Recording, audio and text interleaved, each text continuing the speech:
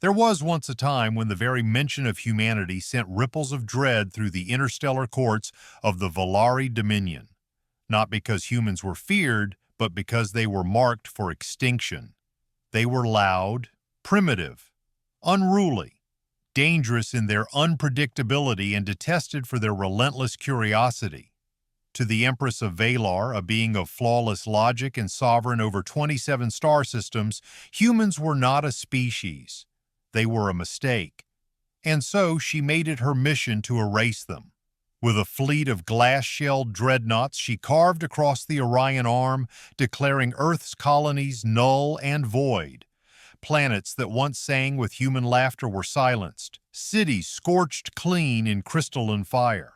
She did not speak to her enemies. She did not negotiate. She executed.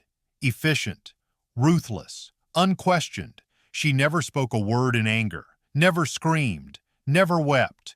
Her voice, when heard, was measured, precise, like the clicking of a machine whose soul had been amputated centuries ago. But something changed the moment she encountered him.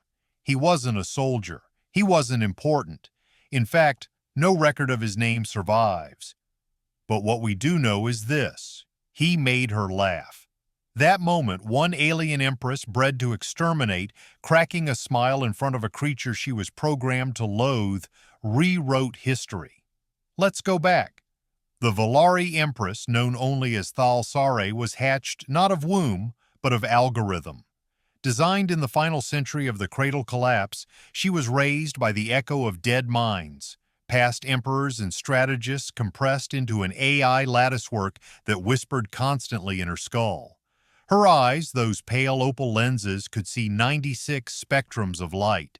Her skin was silver, fluid, like mercury woven into silk. She was elegant, alien, and utterly alone. Her empire had been built on logic, on efficiency, on the cleansing of anything unpredictable.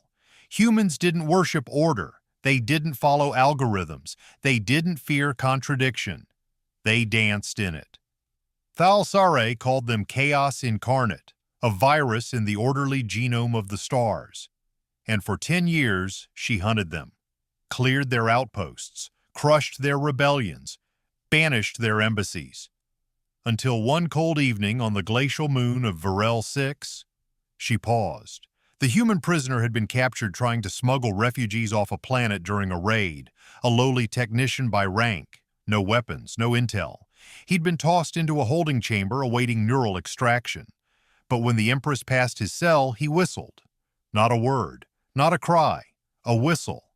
That sound, a descending tune, clumsy and off-key, stopped her. She asked what he was doing. His response? Trying to teach your guards music. No one here has rhythm. The guards tensed, but the Empress tilted her head, and he smirked. You look like you've never heard a joke. Want to try one? She ordered him silenced, yet that night she couldn't sleep. Not because of strategy, not because of rebellion, but because she didn't understand why he whistled, why he smiled, why she couldn't stop replaying his voice. So she went back, and he told her a joke, a dumb one, something about 3 ducks and a broken translator. It made no sense. She didn't laugh, but something in her cracked. Over the next 3 weeks, she visited him 5 times. No one knew. Each time he greeted her with something absurd, a pun, a memory, a song. Once he did a bad impression of her own voice. She almost smiled, and on the 6th visit, she laughed. It was short, breathless, a chime that echoed off the chamber walls like forbidden music, and it terrified her. Thal'Sarei didn't return for 11 cycles. During that time, her orders grew erratic. Entire fleets went idle. Borders were left undefended.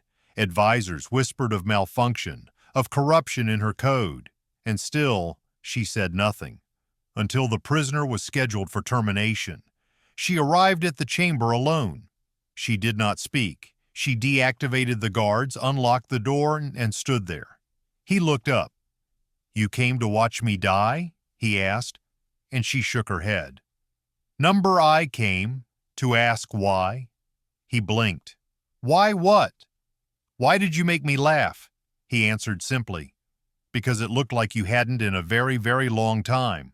There was no plan, no escape ship waiting, no tricks, and yet she let him go. Not because he begged, he didn't. Not because he seduced her, he hadn't tried, but because for the first time in her entire existence, she had felt something she could not quantify: compassion. The Empress vanished for 3 months after that. Rumors flew. Assassins were dispatched. Proxies replaced her in court. But when she returned, everything had changed. She dissolved the human extermination directive, declared peace overtures, released captives. Entire fleets stood down. Her advisors protested, and she erased them. She said only this: "Humanity has something I do not understand. That makes them dangerous, but it also makes them worthy." No one knows what happened to the prisoner. Some say he was smuggled back to Earth under a false name. Others claim she kept him aboard her personal vessel, sharing riddles across the stars. There's even one story, told in hushed tones by Velari children, that says she made him her co-sovereign, that she rewrote imperial law to allow for laughter. But whispers continued. Something had changed within the Empress herself. She began quoting fragments of Earth poetry in her court rulings. She replaced her dreadnought command crews with mixed-species diplomats. Her once mechanical mannerisms softened. She even asked her AI advisors to create simulated environments replicating human cities, laughter echoing through empty streets like memories she could not forget. Across the galaxy, covert operatives began to notice something strange. Velari border outposts that once responded with annihilation now replied with questions, cultural inquiries, requests for stories. "What is irony?" one broadcast read. "Why do humans dance alone in the dark?" And then, a signal, encrypted, undeniably human in origin. A voice. "You told a joke once," it said. "Do you remember?" 3 ducks. One translator, one empress who smiled. She froze. It was him, or someone pretending to be. Her command staff dismissed it as a ploy, but Thal'Sarei knew. That cadence, that reckless charm. It was the man who broke her chains with humor. She responded. Not with orders, not with war, but with a single word. Always. Whether he survived or not became irrelevant. The story outgrew the truth. The galaxy now had a new myth. That the Empress of Velar, born of silence and steel, had been undone by a smile. Thal'Sarei didn't return for 11 cycles. During that time, her orders grew erratic. Entire fleets went idle. Borders were left undefended. Advisors whispered of malfunction, of corruption in her code, and still, she said nothing. Until the prisoner was scheduled for termination. She arrived at the chamber alone. She did not speak. She deactivated the guards, unlocked the door, and stood there. He looked up. "You came to watch me die?" he asked, and she shook her head. "Number I came to ask why." He blinked. "Why what? Why did you make me laugh?" He answered simply, "Because it looked like you hadn't in a very, very long time. There was no plan, no escape ship waiting, no tricks, and that somewhere among the stars, a human with a bad sense of rhythm once changed the course of history, not with a weapon, but with a laugh. But peace never arrives without consequence. The Galactic Council of the Trinar Accord condemned her actions. They called it weakness, manipulation, a foreign agent breaching her neural architecture. The Koran dynasty severed all treaties. The Osari sent assassins. The Ninth Coalition declared the Velari throne compromised. Across 5 quadrants, empires once terrified of Velar now plotted her downfall. Not because she had surrendered, but because she had changed. Some feared she had caught a virus. Others feared she had caught something worse. Humanity itself. Underground cults began to form, Velari youth mimicking human slang, dressing in Earth attire, practicing laughter as rebellion. Rebels declared the age of logic broken. Artists painted murals of Thal'Sarei smiling, calling her the broken blade. Civil war simmered. Assassination attempts increased. One came close, a poison encoded in a coded message. She read the words, "You were perfect before him," and collapsed. But she lived. And when she rose, she whispered to her court, "Perfect things do not grow."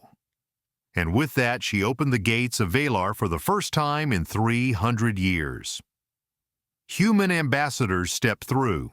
Some still wanted war. Others wanted salvation.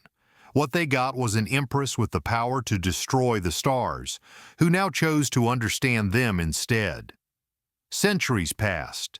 The empress became a legend. Statues of her line the Bridge of Peace on Eleron 5. Schools on neutral planets teach children the first accord, a treaty born not from fire but from laughter. The once banned human emotion became the symbol of unification. A generation known as the Whisperborn grew up believing stories not of conquest, but of compassion. Velari and human scientists now co-author theories on chaos mathematics. Musicians collaborate across the stars. Comedy is a respected discipline in Velari education. Some say she still lives, her form extended by ancient nanite tech, watching from behind mirrored glass on a distant moon. Others say she died quietly, smiling with one final word etched into the interface of her command chair. Remember. Whatever the truth, one thing remains. The alien empress who hunted humans was stopped not by a weapon, not by a fleet, but by a single soul who dared to be absurd. And that may be humanity's most dangerous power of all.